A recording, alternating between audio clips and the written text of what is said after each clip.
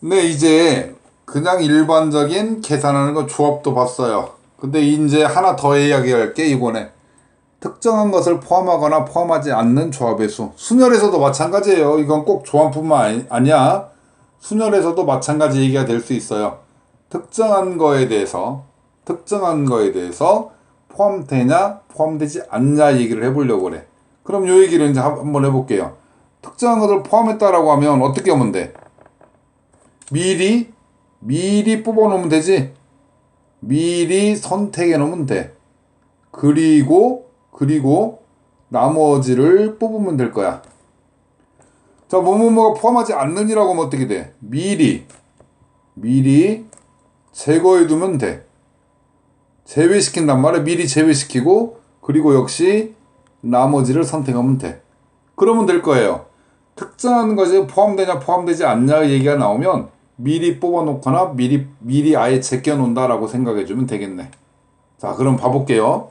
이 문제 갖고 볼게요. 지희와 민희와 영서 셋이 있는데 9명의 학생 중에서 대표. 자, 앞에서 얘기가 그랬으니까 이 얘기 잠깐만 할게요. 우리 학교에서 회장과 우리 학교 학생들이 뭐 200명이 있어. 선거권 있는 사람 200명이 있어요. 근데 회장과 부회장 선거를 한대. 우리 현석이가 지금 회장 나간 것 같지?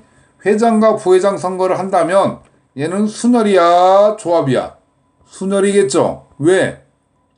첫 번째 뽑힌 애가 회장이고 두 번째 뽑힌 애가 부회장이라면 순서 의미가 있잖아. 그럼 요건 뭐 200P2O라고 해서 회장 될 수 있는 애는 200명, 부회장 될 수 있는 애는 199명. 요렇게 하니까 와, 경우의 수로 보면 엄청나네. 요런 얘기가 될 거야. 순서 의미가 있다. 근데 200명 중에서 이런 얘기를 해볼까? 회장, 부회장이 아니라 대표래, 대표. 그냥 우리 학교를 대표할 수 있는 대표 2명을 뽑는데, 그러면 그냥 대표인 거니까 순서에 상관이 없더란 말이야. 그래서 이때는 조합을 쓰는 거라고요. 200C2 이런 식으로 쓰면 돼요. 문제를 보면서 자기가 먼저 찾아야 돼. 이게 순열을 쓸 건지 조합을 쓸 건지 그걸 파악하는 게 가장 의미가 있다고 이 얘기를 선생님 계속 강조합니다. 자, 이 문제 봤더니 이 문제는 5명이 대표잖아. 대표니까 조합을 쓰긴 쓸 거야. 근데 대표를 차출할 때, 자, 여기 나왔어. 지수와 민희는 선출되고 그러면 지수하고 민희는 뽑아놔야 한단 말이지. 미리 이렇게. 영서는 선출되지 말해. 아예 제끼래. 그러면 몇 명의 대표를 뽑는데 5명의 대표를 뽑는데 미리 몇 명을 뽑아놓은 거야? 2명을 뽑아놨네. 2명을 미리 선택해 놓은 거야.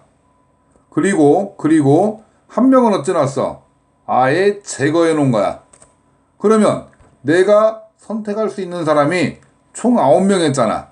9명 중에서 3명을 지금 어쨌건 선택하지 못하는 거지. 왜? 2명은 선택이 이미 됐고 1명은 제거해 놨으니까. 그죠? 그러면 9명 중에 3명을 선택을 못하니까 일단 6명이겠네. 6명. 맞죠?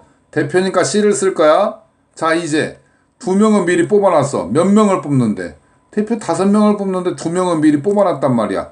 그러면 2명을 이미 뽑아놨고 몇 명? 3명을 뽑으면 되잖아. 1명은 어차피 제거가 됐으니까. 그래서 6C3으로 계산해주면 되겠네요. 6C3 계산하니까 계산은 6 곱하기 5 곱하기 4를 3 곱하기 2 곱하기 1로 나누는 거고, 이거 약분됐더니 20입니다 라고 해서 계산값은 20을 찾아주면 되겠네요.